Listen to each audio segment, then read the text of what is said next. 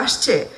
তো ওই দিক থেকে আমি তখন এটা ভাবিনি যে আমার বরবাদ ব্লকবাস্টার হবে, শাকিব খান থাকলেই ব্লকবাস্টার হবে, শাকিব খান না থাকলে হবে না। শুধু শাকিব খান থাকলে সিনেমা ব্লকবাস্টার হয় না, দাবি বরবাদের প্রযোজক শারীন সমীর।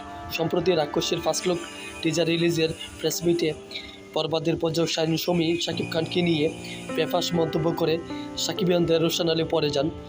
বিভিন্ন সোশ্যাল মিডিয়ায় বিশেষ করে ফেসবুক ও ইউটিউবে সমীকে কখনো বা শাকিব খান যে সব সিনেমা একদম 100% মানে ব্লকবাস্টার ছিল তা কিন্তু না।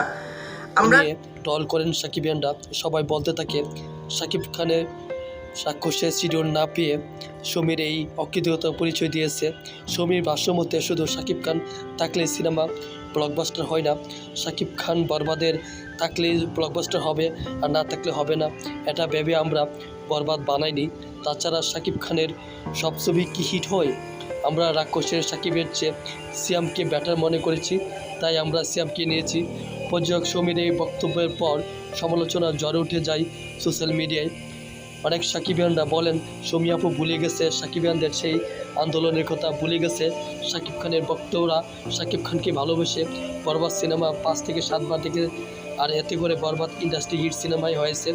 সাকিবিয়ানরা রোশানলে পরে প্রযোজক শারীন সমী তার সুর পাল্টিয়েছে, বলেছে আমি শাকিব খানকে ছোটো করে কোনো কথা বলিনি, বরং ওনাকে সম্মান দিয়ে কথা বলেছি। প্রিয় ভিউয়ার্স, বরবাদের প্রযোজকের সমীর মন্তব্যকে কীভাবে দেখছেন প্লিজ কমেন্টস করে জানাবেন।